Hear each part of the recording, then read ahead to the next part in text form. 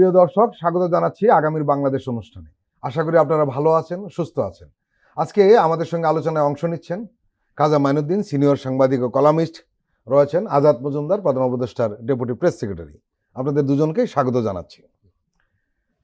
কাজা মাইনুদ্দিন, রাজনৈতিক বিশ্লেষকরা বলছেন ডাকসু, জাকসু, রাকসু, চাকসু, যোগসু, একটির পর একটি বিশ্ববিদ্যালয় ছাত্র সংসদ নির্বাচনে শিবিরের বিজয় নিঃসন্দেহের এই সময়ে বড় একটি রাজনৈতিক বার্তা বহন করছে। এখন প্রশ্ন উঠেছে যে তাদের এই যে ধারাবাহিক বিজয়, এটা কি সাংগঠনিক শক্তির ফল নাকি বিকল্প ছাত্র রাজনীতির শূন্যতার তারা পূরণ করছে? যে 5টি ছাত্র সংসদ নির্বাচনের ফলাফল ইতিমধ্যে আমরা জেনেছি, তাতে একটি ট্রেন্ড প্রকাশ পাচ্ছে বটে, কিন্তু এই ট্রেন্ড যদি আপনি শুধু সাদা কালোর দৃষ্টিতে দেখেন সেটা বোধহয় ঠিক হবে না। কারণ হচ্ছে যে 5ই আগস্ট 2024-এ ছাত্র জনতার বিপ্লবের মধ্য দিয়ে বাংলাদেশে যে রাজনৈতিক পরিবর্তন সূচিত হয়েছে, এতে কয়েকটা মেসেজ আপনাকে বুঝতে হবে। একটা হচ্ছে জনতার বিস্ফোরণ হয়েছে। শেখ হাসিনার স্বৈরাচারী এবং ফ্যাসিস্ট ব্যবস্থা উচ্ছেদের জন্য এই গণবিস্ফোরণের ছাড়া অন্য কোনো উপায় ছিল না। সো জনতা এক ধরনের রায় দিয়েছে যে ফ্যাসিজম তারা মানে না, এবং তারা পরিবর্তিত পরিস্থিতিতে একটা মুক্ত স্বাভাবিক পরিবেশ চায়, যেখানে নিঃশ্বাস নেওয়া যায়, যেখানে মুক্তভাবে ব্যবসা বাণিজ্য করা যায়, যেখানে তার ক্যারিয়ার পার্সু করা যায়, তার সুখ স্বাচ্ছন্দ্য পর্যন্ত পার্সু করা যায়, এবং অফকোর্স ভোট দেওয়ার স্বাধীনতা, এটা একটা বড় ইস্যু থাকে। ফলে এই যে পরিস্থিতিটা তৈরি হয়েছে, এই পরিস্থিতিটা পূর্ববর্তী ব্যবস্থাটাকে ভেঙে দিয়েছে, যেটা একসময় এক ধরনের দ্বিদলীয় ব্যবস্থার দিকে বাংলাদেশে যাচ্ছিল, বিএনপি, আওয়ামী লীগ, এরকম একটা অবস্থা 90 দশক এবং পরবর্তী সময়। তো সেই ব্যবস্থাটির অবসান হয়েছে 5ই আগস্টের বিপ্লবের মধ্য দিয়ে। 2 নম্বর হচ্ছে যে এর ফলে একটা রাজনৈতিক ভ্যাকিউম তৈরি হয়েছে। আপনি পছন্দ করেন বা না করেন, একটি ব্যবস্থা তো ছিল, একটি অন্যায় ব্যবস্থা, কিন্তু একটা ব্যবস্থা ছিল। ব্যবস্থাটি ভেঙে পড়ার ফলে একটি বড় দল বিদায় নিয়েছে, পালিয়ে গেছে, নেতৃত্ব শূন্য হয়েছে, দেশের ভিতরে যারা আছে তারা গা ঢাকা দিয়ে রয়েছে, পালিয়ে গেছে প্রতিবেশী দেশে। ফলে তাদের শূন্যতাটা পূরণ হয়নি। তারা এমনিতে তাদের জনপ্রিয়তা কমে গেছে, কিন্তু শূন্যতা পূরণ না হওয়ার ফলে এই ভ্যাকিউমের মধ্য দিয়ে এই রাজনৈতিক এই ইলেকশনগুলো হচ্ছে, যেটা সরাসরি রাজনীতি ভিত্তিক কিন্তু না, একটু ইনডিরেক্টলি আপনি ছাত্র দল, ছাত্র শিবির যারা ইলেকশনে অংশগ্রহণ করছে তাদের সুনির্দিষ্ট নামে না, কিন্তু ইলেকশনগুলো তাদের সমর্থনে, তাদের আশীর্বাদে। ফলে এই যে নতুন পরিস্থিতি তৈরি হয়েছে, ছাত্ররা নতুন চিন্তার, যারা ভোটার তারা নতুন চিন্তার আলোকে নতুন নেতৃত্ব বেছে নিয়েছে। এখানে একটা প্রশ্ন উঠতেই পারে, সেটা হলো আপনার কথা প্রসঙ্গে, সেটা হলো যে বর্তমান প্রজন্মের শিক্ষার্থীরা কি প্রচলিত ছাত্র রাজনীতি, যেমন দখল, হল নিয়ন্ত্রণ, সিট বাণিজ্য, যেটা আমরা শুনে আসছি, সেই প্রচলিত ছাত্র রাজনীতি থেকে কি সরে আসছে? এবং আরেকটা প্রশ্ন আসছে, সেটা হলো যে যেটা আমরা দলীয় রাজনীতির চেয়ে এখন শিক্ষার্থীরা তাদের নিজেদের স্বার্থ দেখছে, ক্যাম্পাস ইস্যুকে সামনে নিয়ে আসছে, কিংবা প্রার্থীদের পরিষ্কার ভাবমূর্তি আছে কিনা সে বিষয়টাকে প্রাধান্য দিচ্ছে, এরকম মনে হচ্ছে আপনার? সেটার প্রমাণ তো ইলেকশনে থেকেছে যে দলের বাইরে গিয়ে নির্বাচন হয়েছে, এবং আমরা বিভিন্ন রিপোর্টে দেখেছি হলের ভিতর যারা পরিচ্ছন্ন ইমেজের, যারা প্রো ছাত্রদের কল্যাণের জন্য কাজ করেছে, মেধাবী ক্লিন ইমেজ আছে, তারা মোটামুটি নির্বাচনে ভালো করেছে। আরেকটা ভ্যাকিউম আছে রাজনীতির ভ্যাকিউমের বাইরে, সেটা ছাত্র রাজনীতির ভ্যাকিউম। 90-এর দশকের শেষ দিকে যেটা শুরু হয়েছে, ছাত্র সংসদ নির্বাচনগুলো হয়নি, এই সময় ছাত্র সংগঠনগুলো তারা কোন দিকে গিয়েছে সেই জিনিসগুলো পরিষ্কার ছিল না, আমাদের পরিষ্কার জানাও ছিল না।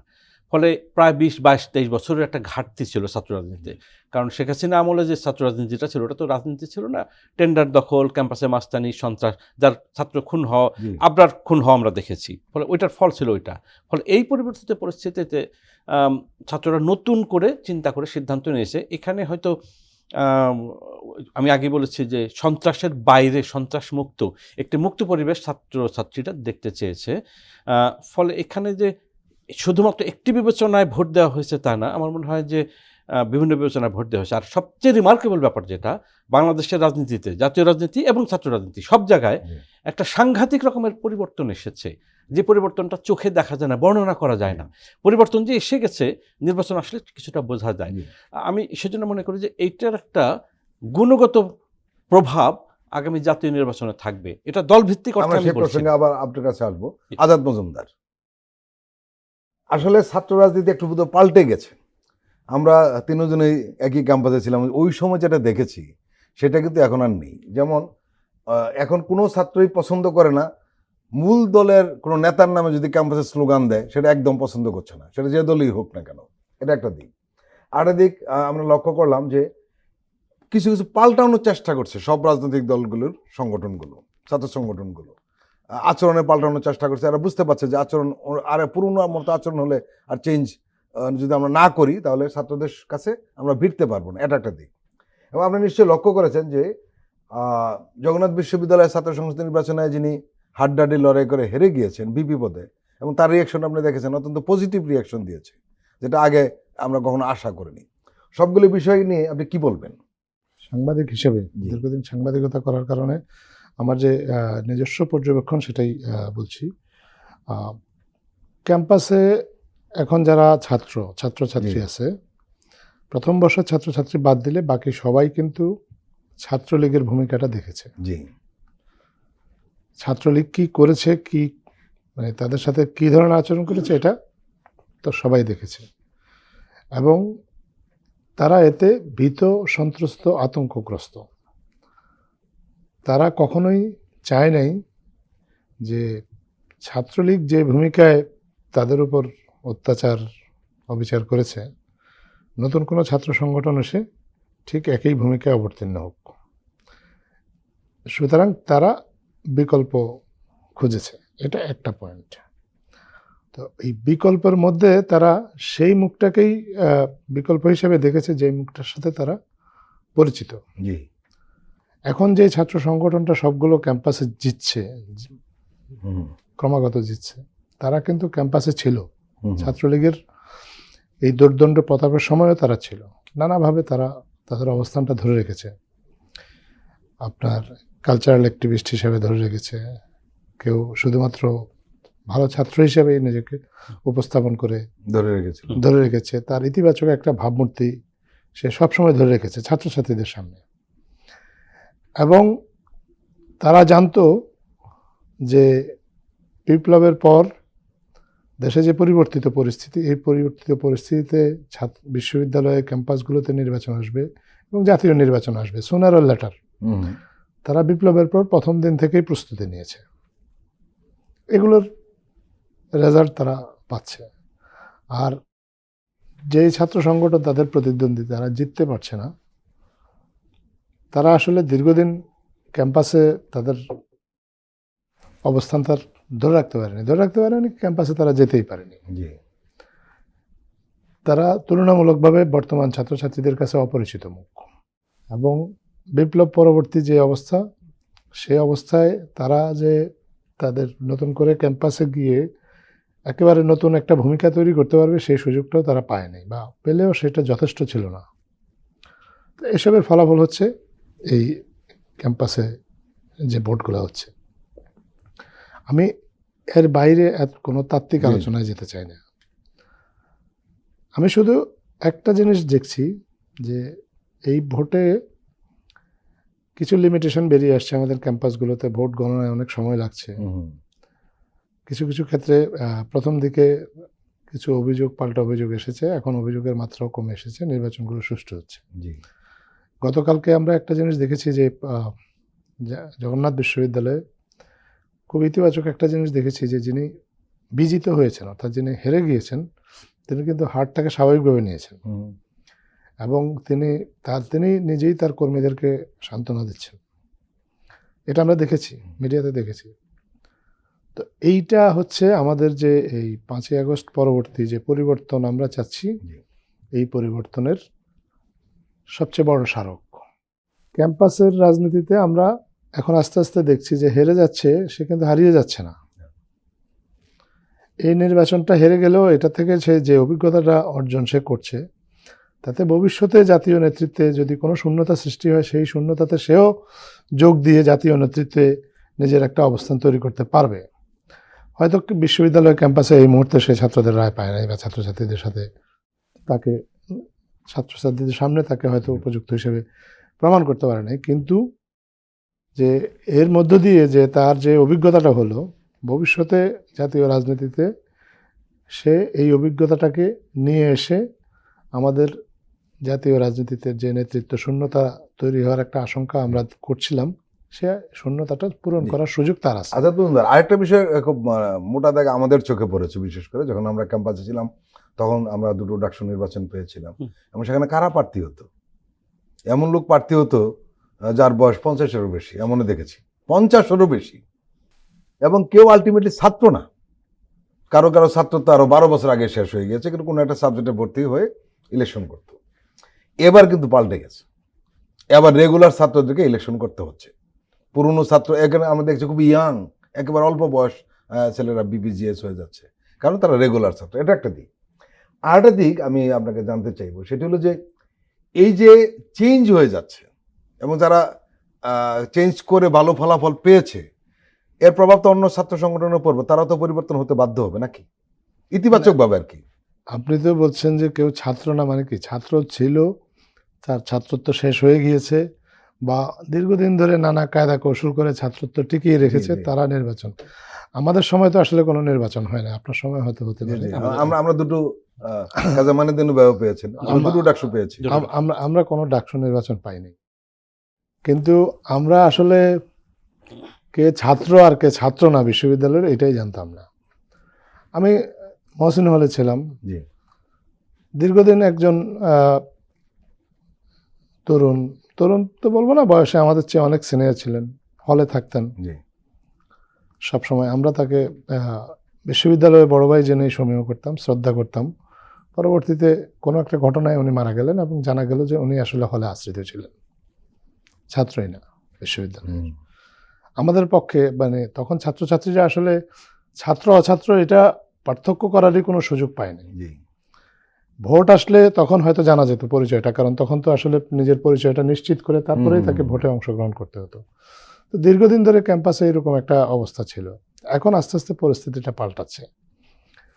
প্রত্যেকে তার ক্যাম্পাসে সে কিসে পড়ে, কতদিন ধরে পড়ছে, এগুলো তাকে জানাতে হচ্ছে, জি। যেহেতু সে নির্বাচন হচ্ছে, নির্বাচনে প্রার্থী হচ্ছে। এবং এই তথ্যগুলো জানানোর ফলে ছাত্রছাত্রীরা তাদেরকে বিচার বিশ্লেষণ করার সুযোগ পাচ্ছে। এগুলো খুবই ইতিবাচক জি, দিক। জি। আমরা মনে করি যে ক্যাম্পাসে যারা আপনার নির্বাচিত হবে, এটা নট নেসেসারিলি যে তাদেরকে কোনো রাজনৈতিক দলের প্রতিনিধি হতে হবে, বা Right. তারা কোনো রাজনৈতিক দলের বা ছাত্র সংগঠনের নেতা নেত্রী হতে হবে, এমন কোনো কথা নেই। ক্যাম্পাসে কয়েকজন ছাত্রছাত্রী মিলে একটা গ্রুপ করেও কিন্তু একটা নির্বাচনে অংশ নিতে পারে, কারণ ক্যাম্পাস তো ক্যাম্পাসই, এটা ক্যাম্পাস কেন্দ্রিক নির্বাচন। কিন্তু সেখানে সে যে সেই বিশ্ববিদ্যালয়ের ছাত্র এবং বিশ্ববিদ্যালয়ের বাকি ছাত্রছাত্রীদের কল্যাণে যে তার কাজ করার সুযোগ আছে, সামর্থ্য আছে, সেটা প্রমাণ করেই ক্যাম্পাসগুলোতে তাকে নির্বাচিত হতে আপনি হবে। যে কথাটা বলছেন তার সমর্থনে বলি, সেটি হলো যে আপনি খেয়াল করেছেন নিশ্চয়ই, সেখানে ছাত্রদল প্যানেল, শিবির প্যানেল এমন নাম নেই, নতুন নামে তারা আসে। হুম, হুম। জি। ঐক্যবদ্ধ প্যানেল, সমন্বিত প্যানেল, এর মানে তারা বলে আমরা সবাইকে এক জায়গায় করার চেষ্টা করছি। মানে সেখানে দলীয় পরিচয়টা কিন্তু তারা সামনে আনতে চাচ্ছে না, এর মধ্যে একটা ইতিবাচক দিক, না, দলীয় যেটা আপনি বলছিলেন যে আলাদাভাবে কেউ করতে পারে, এরকম একটা নমুনা আর কি। না, দলীয় পরিচয় যখন আসে জি, তখন তো ওই যে রাজনীতি আমরা সবাই চাই ক্যাম্পাসে। আমরা মনে করি যে আমাদের যারা তরুণ সমাজ, তাদেরকে রাজনীতি সচেতন থাকতে হবে। রাজনীতি সচেতন যদি তারা না থাকে, আমাদের দেশে পরিবর্তনটা আসবে না, কাঙ্ক্ষিত পরিবর্তনটা। কিন্তু যেটা আমরা কেউ চাই না, সেটা হচ্ছে লেজুর ভিত্তির রাজনীতি। আমাদের ছাত্রছাত্রীরা কোনো দলের লেজুর ভিত্তি করবে, এটা আমার সম্ভবত ছাত্রছাত্রীরাও চায় না, আমাদের কোনো অভিভাবকও এটা চায় না। কিন্তু আমরা আবার একই সাথে ক্যাম্পাসটাকে পুরো রাজনীতি মুক্ত করে সেটাও ঠিক না। না, সেটা করলে যেটা হয় যে, ধরেন আমাদের যে জুলাইয়ের গণবিপ্লব হয়েছে, এই বিপ্লবটা তো রাজনীতি সচেতন ছিল বলেই, রাষ্ট্র সচেতন ছিল বলেই কিন্তু আমাদের তরুণ সমাজ এই বিপ্লবটাকে সম্পন্ন করেছে। তারা যদি রাজনীতি বিমুখ হতো, এগুলো নিয়ে না ভাবতো, তাহলে তারা কিন্তু কোনো রকমে পাশ করে বিদেশ চলে যাওয়ার চিন্তা ভাবনা করতো। কিন্তু তারা দেশ নিয়ে ভাবতো না, তারা দেশ নিয়ে ভেবেছে, দেশের কথা ভেবেছে, দেশে পরিবর্তনের চিন্তা করেছে দেখেই কিন্তু তারা আসলে বুলেটের সামনে বুক পেতে দিয়েছে। তো আমাদের দেশের তরুণদের এই রাজনীতি সচেতনতাটা এটা জরুরি, কিন্তু আমরা বিশ্বাস করি যে আমাদের দেশের কোনো তরুণ আসলে চায় না যে তারা বা তাদের যারা প্রতিনিধি হবে তারা কোনো রাজনৈতিক দলের লেজুর ভিত্তি করুক। সেটা আমাদের ছাত্র সংগঠনগুলোও বুঝতে পারছে, জি, জি। এবং বুঝতে পারছে বলেই কিন্তু তারা নির্দিষ্ট কোনো ছাত্র সংগঠনের পরিচয়ে তাদের সামনে যাচ্ছে না, তারা একটা আলাদা ব্যানারে যাচ্ছে, যাতে করে মানে সবাইকে তারা নিয়ে তারা এগিয়ে যেতে পারে। রাজা মাইনুদ্দিন, অতীতে শিবিরকে ঘিরে কিছু বিতর্ক, ভীতি, টেবু তৈরি করা হয়েছিল, বিশেষ করে মেয়েরা তাদেরকে ভোট দিত না, এরকম নানান ধরনের। এখন তো একদম উল্টো চেহারা, মেয়েরাই তাদেরকে বেশি ভোট দিচ্ছে বা তারা ভোট বেশি পাচ্ছে, সোজা কথা। আমার প্রশ্ন হলো যে বর্তমান প্রজন্ম কি সেই পুরনো টেবুগুলো আর এখন গুরুত্ব দিচ্ছে না, তার রাজনৈতিক বাস্তবতাকে সামনে রাখতে চাচ্ছে? দেখেন, এটা দুটো ব্যাপার একসাথে ঘটেছে। যে সময় এই ট্যাবুগুলো দেওয়া হতো সে সময় ডমিনেন্ট ফেনোমেনা ছিল সেকুলার পলিটিক্স বা ধর্মনিরপেক্ষ রাজনীতি। সেই ধর্মনিরপেক্ষ রাজনীতির ধারক যে সমস্ত সংগঠন ছিল, ইনক্লুডিং সাম বাম সংগঠন, যারা এই ট্যাবুগুলো দেওয়ার ক্ষেত্রে বেশি আগিয়ে থাকতো, যে তারা ওইভাবে ট্যাগ করার চেষ্টা করতো। তো সেই ধর্মনিরপেক্ষ বা সেকুলার রাজনীতির পতন হয়েছে এই বিপ্লবের মধ্য দিয়ে, সেটা তো একটা বাস্তবতা ছিল। আর সর্বশেষ আজাদ মজুমদার যেটা বললো যে ক্যাম্পাসকে রাজনীতিমুক্ত, আমি ঠিক রাজনীতিমুক্ত বলবো না, বাংলাদেশে বিরাজনীতিকরণের চেষ্টা হয়েছে, সেটা ক্যাম্পাস সহ। মানে বিরাজনীতিকরণ হলে কোনো পলিটিক্সই থাকবে না। লেজুরবৃত্তি রাজনীতি তো গেলই, সেটা তো বলাই ভালো, সেটা অনেকে লেজুরবৃত্তি রাজনীতির বাইরে আসতে চায়, কিন্তু বিরাজনীতিকরণ হয়েছে ক্যাম্পাসে এবং ক্যাম্পাসের বাইরে। এই বিরাজনীতিকরণের ফলে কিছু ক্ষেত্রে সফল হয়েছে কর্তৃপক্ষ, কিন্তু এর একটা প্রতিক্রিয়া হয়েছে। সেই প্রতিক্রিয়ার চূড়ান্ত ফলাফল হচ্ছে গত বছরের বিপ্লব। ফলে আগের ট্যাবু তো ভেঙে গেছে। যেমন একটা এক্সাম্পল দিয়ে বলি, পত্রপত্রিকা আপনি দেখবেন যে ন্যারেটিভ কীভাবে বিল্ড করা হয়েছে। শিবির সন্দেহে 5 জন গ্রেপ্তার। শিবির তখনও নিষিদ্ধ ছাত্র সংগঠন না, জামাতও তখনও নিষিদ্ধ না, জামাত নিষিদ্ধ হয়েছে তার বেশ পরে। তো আমি ঘটনাচক্রে তো যেহেতু মিডিয়া কর্মী, আমি দু একজনকে জিজ্ঞেস করেছি যে আপনি শিবির সন্দেহে 8 জন আটক, শিবির শব্দটা সরিয়ে দেন, ছাত্রলীগ লিখেন, কি হবে? বিষয়টা তো একই দাঁড়াচ্ছে। তার মানে আপনি কিন্তু রাজনীতির বিপক্ষে কাজ করলেন, এবং শিবির অ্যারেস্ট করা যায়, শিবিরকে মারা যায়, শিবিরকে খুন করা যায়, এটা জায়েজ করার প্রক্রিয়াটা করেছেন। আনফর্চুনেটলি সেটা কিন্তু জাতীয়ভাবে রাজনীতিতে হয়েছে এবং মিডিয়ার মধ্যেও জিনিসটা হয়েছে আনফর্চুনেটলি। যেহেতু সেই হোল প্রক্রিয়ার পরাজয় হয়েছে এবং যারা এটা করেছেন তাদের পতন হয়েছে, সুতরাং ওই পুরনো ট্যাবু, পুরনো কিছু আর কাজ করছে না। যে অ্যালার্জি যেটাকে আমরা বলি, অ্যালার্জি যেটা ছিল, অ্যালার্জিটা কাজ করছে না শিবিরের ক্ষেত্রে। অন্যান্য দল যেগুলো, এবং আরেকটা বাস্তবতা দেখেন, ধর্মনিরপেক্ষতার ইডিওলজির ব্যাপক পতনের পাশাপাশি, যেটাকে আমরা একটু ডানপন্থী বলি, কিছুটা ধর্মীয়, কিছুটা ইসলামিক, এই ঘরানার, ধরেন এই ঘরানার বাইরে তো বিএনপিও না, বিএনপিও বাংলাদেশি জাতীয়তাবাদ, আল্লাহ তাআলার উপর আস্থা, এই রাজনীতির দল বিএনপি। ফলে ডানটা, রাজনীতির ডান অংশটা আগের চেয়ে অনেক ভারী হয়ে গেছে। এই ভারী হওয়ার প্রসেস হচ্ছে এইটা। এখন আপনাকে একটা নতুন ফিল্ড তৈরি হয়েছে রাজনীতিতে, যেখানে আপনাকে নতুন রাজনীতি উপহার দিতে হবে। এবং গত আমি শুধু 17 বছর তো বলছি যে ফ্যাসিস্ট শাসন, আসলে না, বিরাজনীতিকরণ হয়েছে আরও আগের থেকে। এর ফলে ছাত্র সংগঠন, ছাত্ররা কোন রাজনীতিতে জয়েন করেছে, কোন দলে জয়েন করেছে, সেগুলো তো আমাদের জানা ছিল না। জোর করে আপনি ক্যাম্পাস দখল করেছেন, কিন্তু ছাত্ররা কোন রাজনীতি করেছে সেটা জানি না। এই রিক্রুটমেন্টগুলো তো হয়েছে, ফলে এই নতুন ফলাফল আপনি দেখতে পাবেন। কাজা মাইনুদ্দিন, একটা বিষয় ছিল যে ডাকসু নির্বাচন বা চাকসু নির্বাচন অথবা জাকসু নির্বাচনের ফলাফল জাতীয় পর্যায়ে কিন্তু প্রভাব ফেলতো না। কারণ আমরা দেখেছি এই সমস্ত বিশ্ববিদ্যালয়ে যে যারা নির্বাচিত হতেন, যে সমস্ত সংগঠনের, তারা জাতীয় পর্যায়ের তত বড় কোনো রাজনৈতিক দলও ছিল না, এমন একটা অবস্থা ছিল। এই কারণে কেউ কেউ বলার চেষ্টা করেন যে এই বিজয়, এই ধারাবাহিক বিজয় জাতীয় নির্বাচনে তেমন একটা প্রভাব ফেলবে না। কিন্তু এরা একটা দ্বিমত করেন অনেকে, যে সোশ্যাল মিডিয়ার কারণে অথবা মানুষ শিক্ষিত হয়ে যাওয়ার কারণে আসলে এই সবগুলি নিয়ে মানুষ আলোচনা করে। এই কারণে একটা প্রশ্ন তো উঠেছেই, কেউ কেউ বলার চেষ্টা করেছেন যে সামনের সংসদ নির্বাচনে বিশ্ববিদ্যালয়ের ছাত্র সংসদ নির্বাচনের ফলাফল কোনো না কোনোভাবে প্রভাব ফেলতে পারে, এরকম মন্তব্য কেউ কেউ করেছেন। কি বলবেন? ডাকসু সহ ছাত্র সংসদ নির্বাচনগুলো ভূমিকা রাখে না, এরকম ঘটনা ঘটেছে 70-এর দশকের শেষ দিকে। ধরেন বিএনপি ক্ষমতায় এসছে, একাধিকবার বিএনপি জিতেছে। এর বাইরে দুইটা পরিষ্কার এক্সাম্পল দেওয়া যায়। 1969-এর যে ডাকসু হয়েছে, তোফাল আহমেদ সাহেব ভিপি হয়েছেন। 1990 সনে যে ডাকসু হয়েছে, আমানুল্লাহ আমান যেবার ভিপি হয়েছেন।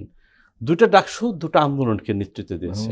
69-এর ডাকসু গণ আন্দোলনের নেতৃত্ব বা ভূমিকা রেখেছে, 90-এর ডাকসু 90-এর মুভমেন্টে বড় ভূমিকা রেখেছে। এবং দেখেন তারপরের বছর ইলেকশন হয়েছে, 70-এর ইলেকশনে ওই দল জিতেছে, 91 ইলেকশনে ওই দল জিতেছে। সো দুইটা কিন্তু পরিষ্কার এক্সাম্পল আছে ডাকসু সহ ছাত্র সংসদের একটা ভূমিকা পরবর্তী নির্বাচনে থাকে।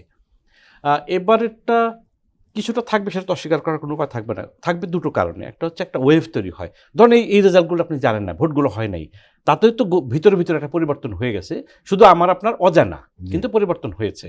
এর ফলে যেটা হলো, পরিবর্তনটা আমরা কিছুটা দেখে ফেললাম। আর এই প্রক্রিয়াতে যারা ভোট দিয়েছে তারা তো তাদের সংখ্যাটাও নেহাত কিন্তু কম এবং না। তারা তো ভোটার। তারা ভোটার, তারা শুধু ভোটার না, তারা ক্যাম্পেনারও, এবং তাদের যা বাড়ি ঢাকা শহরের বাইরেও বিভিন্ন জায়গায় তাদের বাড়ি। সুতরাং ইলেকশন ক্যাম্পেইন প্রসেসে তারাও হয়তো ইনভলভ হবে। ফলে এবং যারা পরাজিত হয়েছে তারাও কিন্তু অনেক ক্যান্ডিডেট অনেক ভোট পেয়েছে, তাদের কিন্তু যোগ্যতারও প্রমাণ রেখেছে। অনেক চমৎকার ক্যান্ডিডেট ছিল পরাজিত পক্ষেও। ডাকসু এগুলোর বিউটি হচ্ছে অনেক ভালো ছেলেমেয়েরা এসেছে, তরুণ প্রমিজিং ছেলেমেয়েরা এসেছে। তারা প্রত্যেকেই এই সব গোষ্ঠী আগামী জাতীয় নির্বাচনে কিছু না কোনো ভূমিকা রাখবে, এবং ভূমিকা রাখার প্রভাবটা কী হবে সেটা তো ফলাফল দেখে বোঝা যাবে, কিন্তু এটাকে আপনি অস্বীকার করতে পারবেন না। প্রিয় দর্শক, আমরা এখন একটি বিরতি নিচ্ছি, আপনারা আমাদের সঙ্গেই থাকুন।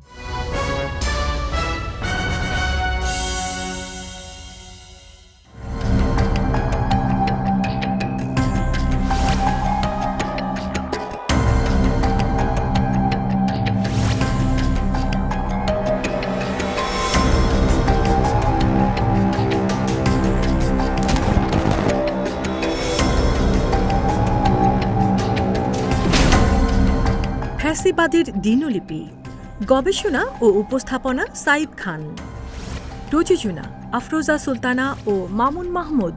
দেখবেন প্রতি রবি থেকে বৃহস্পতিবার সন্ধ্যা 7টায়।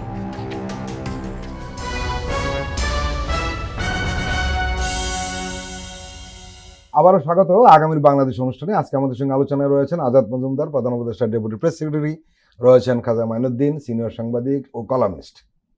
আজাদ মজুমদার, কলকাতা নাইট রাইডার্স থেকে মুস্তাফিজকে বাদ দেওয়া এবং তার পরবর্তী যে ঘটনাগুলো ঘটছে, এটা শুধু ক্রিকেটের অবস্থায় নেই, এবং এর গুরুত্ব সব জায়গায় ছড়িয়ে পড়েছে। বাংলাদেশের অবস্থানকে ব্যাপকভাবে আলোচনা হয়েছে। সম্ভবত আমাদের মিডিয়ায় যতটুকু আলোচনা হচ্ছে, আমি দেখেছি যে ইন্ডিয়ান মিডিয়ায় তার চেয়ে অনেক গুণ বেশি আলোচিত হচ্ছে।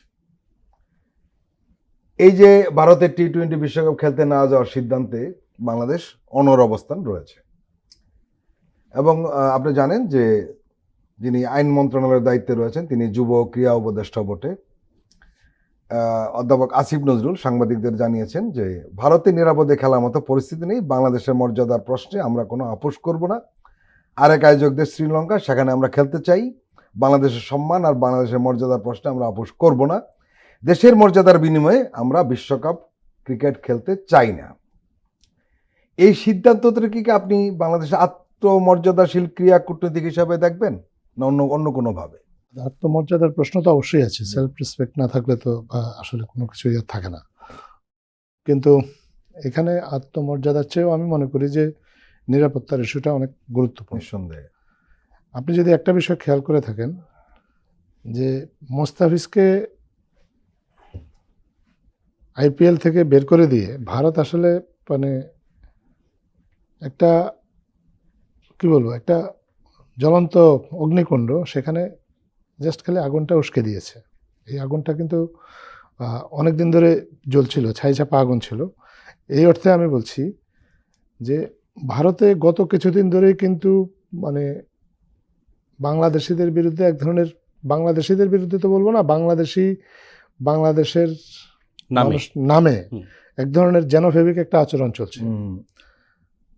দুজন ব্যক্তিকে বিহারে এবং কেরালায় বাংলাদেশি সন্দেহে পিটিয়ে হত্যা করা হয়েছে, যেহেতু তাদের মানে বাংলা বলতো, এরা কিন্তু পশ্চিমবঙ্গের বাঙালি। কয়েক হাজার মানুষকে বাংলাদেশি সন্দেহে তাদের নাগরিককে তারা বাংলাদেশে পুশিং করেছে। তার মানেটা কি? নিরাপত্তার সংখ্যাটা কিন্তু অনেক আগে থেকেই ছিল। বিশ্বকাপ কিন্তু 15 জন খেলোয়াড়ের বিষয় না। একটা বিশ্বকাপের সাথে অনেকগুলো ফ্যাক্টর থাকে। এর মধ্যে ধরেন আপনার দর্শক থাকে, সাংবাদিক থাকে, কর্মকর্তারা থাকেন, ইভেন আমাদের দেশের আম্পায়াররাও কিন্তু এই বিশ্বকাপের পার্ট। আচ্ছা, আপনার যেহেতু বাংলাদেশের খেলাগুলো হবে কলকাতায়, সো এটা খুবই এক্সপেক্টেড ছিল যে কলকাতায় যাতায়াত তো সহজসাধ্য বাংলাদেশিদের জন্য তুলনামূলকভাবে। বাংলাদেশের অনেক দর্শক কলকাতায় গিয়ে খেলা দেখার একটা সুযোগ হয়তো নিত। এই দর্শকগুলোর সাথে যেখানে ভারতীয়রা ভারতীয়দেরকেই বাংলাদেশি সন্দেহে পিটিয়ে মেরে ফেলছে, সেখানে একজন বাংলাদেশি যখন ভারতে যাবে তার নিরাপত্তা কে দিবে? সো এই নিরাপত্তার সংকটটা বা এই আশঙ্কাটা এটা আগে থেকেই ছিল। বাংলাদেশ সেটা নিজে থেকে বলে নাই, বা বিশ্বকাপ খেলার সাথে সেটাকে মিলায় নাই এই কারণে যে বাংলাদেশ চায় নাই যে এরকম একটা পরিস্থিতিতে দায়টা বাংলাদেশের উপর আসুক। জি। বা যদি বাংলাদেশ প্রথম থেকেই বলতো যে আমরা ভারতের নিরাপত্তার সংকট আছে, আমরা যাব না, তাহলে বাংলাদেশের উপর দায় চাপানো হতো, বলা হতো যে বাংলাদেশ এটাকে নিয়ে রাজনীতি করছে। হুম। বাংলাদেশ শত প্রতিকূলতা সত্ত্বেও ভারতের সঙ্গে আসলে সুন্দর একটা প্রতিবেশী সুলভ সম্পর্ক বজায় রেখে চেষ্টা করেছে যে বিশ্বকাপ খেলা, কারণ খেলোয়াড়রা কিন্তু আমাদের দেশের এক ধরনের দূত। নিঃসন্দেহে। সব দেশেই। হ্যাঁ, তো আমাদের এই দূতগুলো সেখানে যাবে, আমাদের সম্পর্কটা যদি কোনো কারণে আমাদের সম্পর্ক এখন একটু খারাপও যায়, তাদের উপস্থিতির কারণে সম্পর্কটা উন্নত হবে, সেখানে এরকম একটা আশা আমাদের ছিল। আমাদের এই বিশ্বকাপের মাধ্যমে বাংলাদেশ ভারতের মধ্যে যদি কোনো দূরত্ব তৈরি হয়, সেই দূরত্বটা কমে আসবে।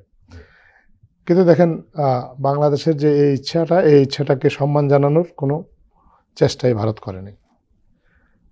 তারা বাংলাদেশের একজন খেলোয়াড়কে কোনো কারণ ছাড়া আইপিএল থেকে বের করে দিয়েছে। একটা বিষয় আজাদ মজুমদার, সেটি হলো যে আমাদের যে যুব ক্রীড়া উপদেষ্টা প্রফেসর আসিফ নজরুল, উনি শুরুর দিকে একটা বিবৃতি বলেছেন যে গোলামের দিন শেষ হয়ে গেছে, এরকম একটা কথা বলেছেন একদম প্রথম যেদিন খবরটা আসে যে মুস্তাফিজকে তারা বাদ দিয়েছে। আরেকটা বিষয় যে অতীতে অনেক সময় আমরা দেখেছি যে অনেক বিষয়ে আপোষ করেছে, এই সিদ্ধান্তটার মাধ্যমে কি সেই আপোষের ইতি হলো? না, অতীতে তো অনেক আপোষ করেছে, গোলামি করেছে। আসলে আমাদের তখন পররাষ্ট্র হ্যাঁ, নীতিই ছিল না, আমাদের দিল্লি যা বলতো তাই হতো। আমাদের পররাষ্ট্রমন্ত্রী গিয়ে বলেছে যে ভারতকে বলে এসেছি শেখ হাসিনার সরকারকে টিকিয়ে রাখতে হবে। স্বামী তো স্ত্রীর সম্পর্ক। হ্যাঁ, যখন একজন মন্ত্রীর আসলে বাংলাদেশের মানুষকে বলার কথা যে সরকারকে টিকিয়ে রাখতে হবে, ভোট দিবেন, সেটা উনি বাংলাদেশের মানুষকে না বলে ভারতকে বলছেন।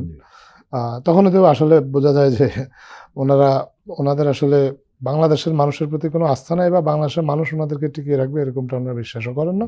ওনারা ভারতের উপর নির্ভরশীল ছিল টিকে থাকার জন্য। সো টিকে থাকার জন্য যদি আপনি কারোর উপর নির্ভরশীল হন, আপনি তো তার গোলামি হন।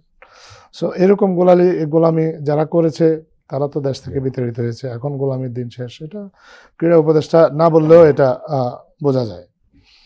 ক্রীড়া উপদেষ্টা যেটা আসলে বোঝাতে চেয়েছেন যে বাংলাদেশ এখন বাংলাদেশের স্বার্থটা দেখবে, বাংলাদেশের স্বার্থটা না দেখার কোনো সুযোগ নেই। আপনার অন্য কোনোভাবে এখানে বিচার বিশ্লেষণ করার কোনো সুযোগই নেই।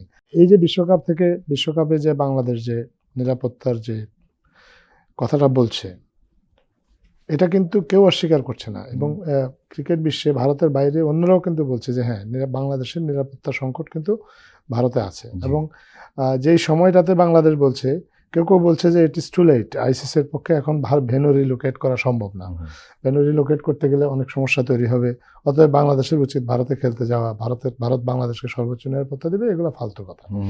আমি একটা উদাহরণ দিই, তাহলে আপনি বুঝতে পারবেন। 2016 সালে বাংলাদেশ অনূর্ধ্ব-19 বিশ্বকাপ আয়োজন করেছে। সেই টুর্নামেন্টটা শুরু হয়েছিল 22 জানুয়ারি 2016 সালের। এই টুর্নামেন্টের 15 দিন আগে বা 16 দিন আগে 5 জানুয়ারি অস্ট্রেলিয়া বলেছে যে বাংলাদেশে তারা দল পাঠাবে না নিরাপত্তার কারণে।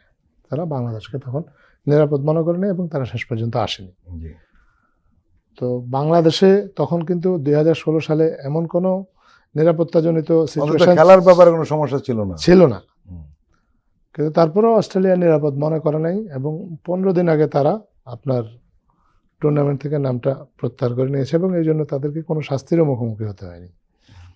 তো বাংলাদেশ তো বরঞ্চ সেই তুলনায় অনেক আগে বলেছে এই টুর্নামেন্ট শুরু হবে ফেব্রুয়ারি 7 তারিখ, বাংলাদেশ খেলতে যাব না বা নিরাপত্তা উদ্বেগের কথা জানিয়েছে 1 মাস আগে। এখন যদি বাংলাদেশের ব্যাপারে আইসিসি জেনুইনলি, যে আমরা সেই প্রসঙ্গটা আপনার সাথে আলাদা করে আলোচনা করব, আইসিসির ভূমিকাটা নিয়ে। আজাদ মজুমদারের কাছে আমরা পরে আসবো। কাজা মাইনুদ্দিন, আপনি জানেন যে আমরা এই অনুষ্ঠানে আলোচনা করছিলাম যে ক্রিকেটটা হলো ভারতের এক ধরনের সফট পাওয়ার, এবং ক্রিকেটকে কেন্দ্র করে সে শুধু তার প্রতিবেশী দেশগুলোর উপর দাদাগিরি করে তা নয়, সে সারা পৃথিবীতে করতে চায়, কারণ তার মার্কেটটা খুব বড়। এই কারণে মূলত এখন প্রশ্ন যেটা হচ্ছে যে আপনি দেখেছেন যে পাকিস্তানের সাথে তার ক্রিকেট সম্পর্ক তলানিতে, এবং আইসিসির কিছু খেলা তারা খেলে, এছাড়া কোনো দ্বিপাক্ষিক কোনো খেলা নেই। এইখানে বাংলাদেশ, পাকিস্তান এবং আরও অনেক দেশের সাথে তার সম্পর্কটা ভালো না। নেপালের সাথে তার খুব খারাপ সম্পর্ক, আপনি সম্প্রতি দেখেছেন সেখানে ঝামেলা হচ্ছে ভারতের সঙ্গে। এই যে বাংলাদেশ একটা বার্তা দিল ছোট দেশ হিসাবে, এটা তো অনেকের জন্য এটা নতুন বার্তা হিসাবে আবির্ভূত হবে। আর আপনি নিশ্চয়ই লক্ষ্য করেছেন ভারত কিন্তু এটা মেনে নিতে পারছে না যে বাংলাদেশ এই ধরনের অবস্থান নিতে পারে। সেই পুরনো বিগ ব্রাদার সিনড্রোম যেটাকে আমরা বলি। এখন এই যে বাংলাদেশের বার্তা দিল, এটা তো অন্যান্য ছোট দেশগুলোর জন্য একটা আশ্বাসের ব্যাপার হতে পারে যে তারা এরকম দাঁড়াতে পারে। সব মিলিয়ে কি বলবেন? ক্রিকেট ইন্ডিয়ার জন্য আসলে ইউনিফাইং ফ্যাক্টর একটা। ভারত একটা শুধু ইউনিয়ন স্টেট, বড় দেশ, হাজার ভাষা, হাজার ল্যাঙ্গুয়েজ, হাজার ধর্মের ভাষা দেশ। ফলে যে অল্প কয়েকটা ইউনিফাইং ফ্যাক্টর আছে, যে একটা ইউনিফাইং ফ্যাক্টর কিন্তু ইংলিশ ল্যাঙ্গুয়েজ।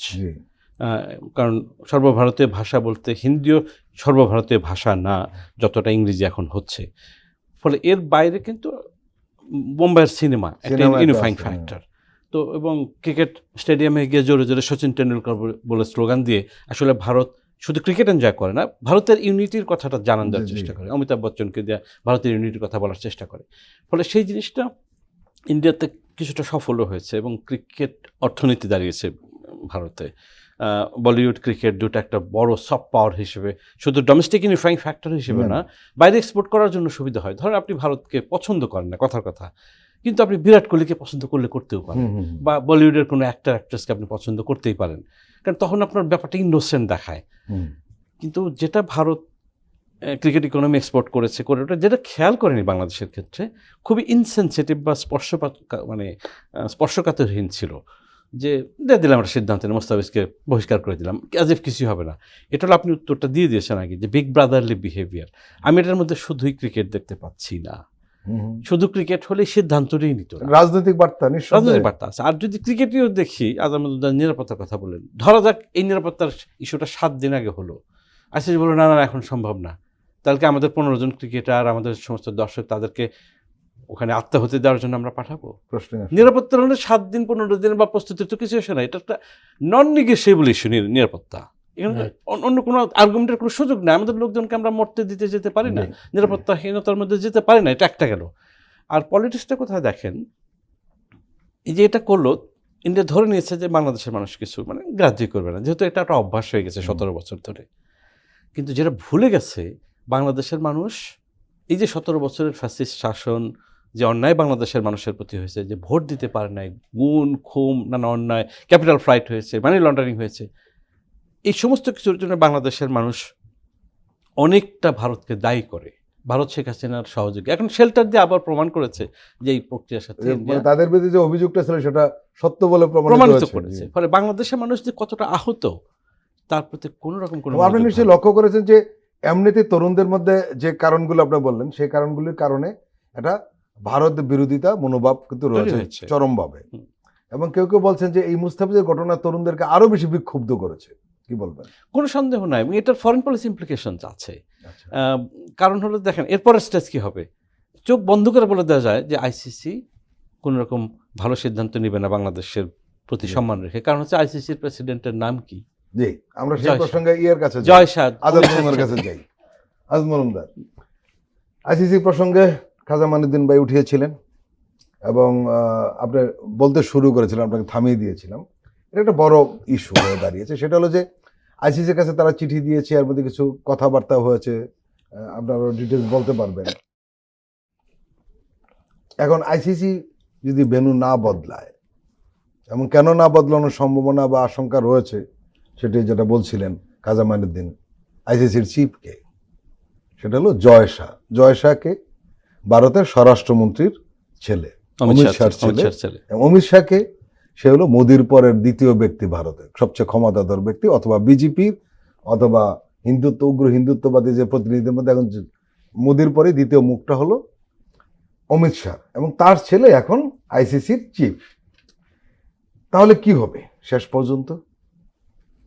দেখেন, আইসিসি গতকাল পর্যন্ত যে স্ট্যান্ডটা নিয়েছে এটা একেবারে আনএক্সপেক্টেড কিছু না।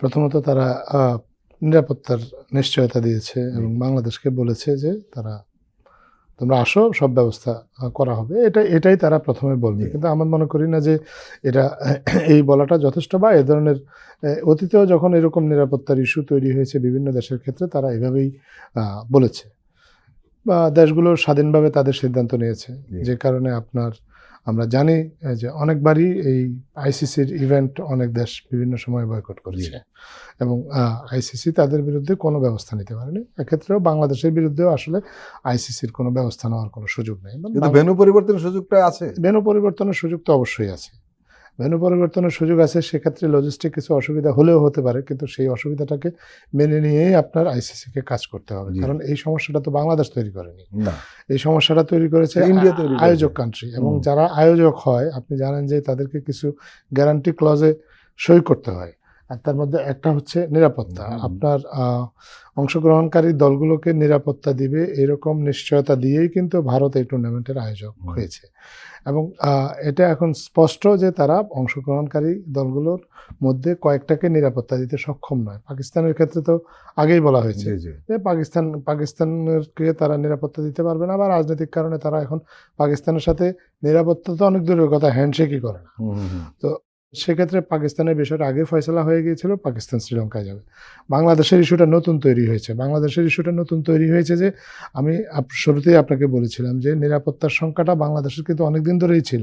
বাংলাদেশিরা ভারতে গিয়ে নিরাপদ বোধ করার কোনো কারণ নাই। এমনকি যখন ভারতের বশংবদ সরকার বাংলাদেশে ছিল তখনও কিন্তু বাংলাদেশিরা ভারতে গিয়ে এই ক্রিকেটের কারণে হেনস্থার শিকার হয়েছেন। আমি নিজে শিকার হয়েছি।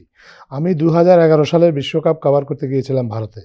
আপনার ফাইনাল ম্যাচ কভার করতে গিয়েছিলাম মুম্বাইতে। আমাকে বলা হয়েছিল কোনো হোটেল দেওয়া হবে না। তারপর যখন অনেক কষ্টে একটা হোটেল ম্যানেজ করেছি, রাত 3টায় আমাকে ঘুম থেকে তুলে পুলিশ আমার পাসপোর্ট দেখতে চেয়েছিল, যদিও হোটেলের রিসেপশনে আমার পাসপোর্ট দেওয়া পরিচয় ছিল। ছিল।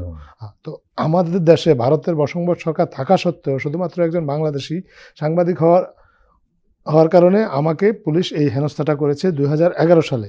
সো এই হেনস্থাটা তো চলছে, এবং এটা এবারও হতো, কিন্তু এবার আর তুঙ্গে।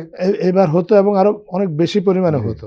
কিন্তু বাংলাদেশ চায় নাই যে এইটাকে কেন্দ্র করে বাংলাদেশের সাথে ভারতের যে সম্পর্কের যে সূত্রগুলো আস্তে আস্তে আলগা হয়ে যাচ্ছিল সেটা আরো বেশি করে আলগা হয়ে যাক। আমরা কিন্তু সম্পর্কটা রিবিল্ড করার ব্যাপারে সবসময় ইতিবাচক জি। একটা ভূমিকা রাখতে চেয়েছি। আমরা চেয়েছি জি। যে ভারতের সাথে আমাদের বন্ধুসুলভ ভূমিকা থাকুক, কিন্তু ভারত একদিকে নিরাপত্তার গ্যারান্টি দিচ্ছে, আবার অন্যদিকে বাংলাদেশি সন্দেহে তার দেশের নাগরিককে পিটিয়ে মারছে, জি।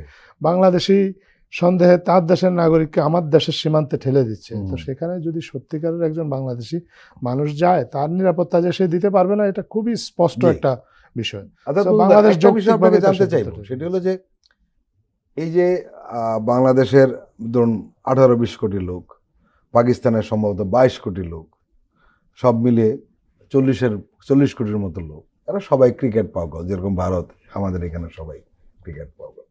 এখন এই দুটো দেশের সঙ্গেই ভারতের সম্পর্কের অবনতি ঘটল ক্রিকেটকে কেন্দ্র করে, এবং ভারতের পক্ষ থেকেই উদ্যোগটা মূলত নেওয়া হয়েছে। এবং অনেকে বলছেন যে এই কারণে ভারতের যে ক্রিকেটের একটা বিশ্ব মুরুলগিরি করার একটা ভাব রয়েছে, সেটাও ক্ষয়িষ্ণু হবে। একই সঙ্গে ভারত কি একগর হয়ে যাবে না ক্রিকেটে? এবং একটা হাস্যকর বক্তব্য রেখেছে শুভেন্দু অধিকারী, বিজেপির পশ্চিমবঙ্গের নেতা, যে এখন থেকে আমরা নিজেরাই খেলবো, এখন থেকে দুটো টিম হবে, একটা হলো ভারত আর একটা ইন্ডিয়া, এই দুই টিমে খেলা হবে। হাস্যকর উদ্ভট। না, এরকম খেলা আছে কিন্তু বিশ্বে। আপনার যে অস্ট্রেলিয়াতে যে ফুটি খেলা হয় সেটা মানে ওয়ান নেশন স্পোর্ট বলে, আপনার তারা নিজেরাই খেলে। এরকম ভারত চাইলে ক্রিকেটটাকে তাদের ওয়ান নেশন স্পোর্ট করে নিতে পারে।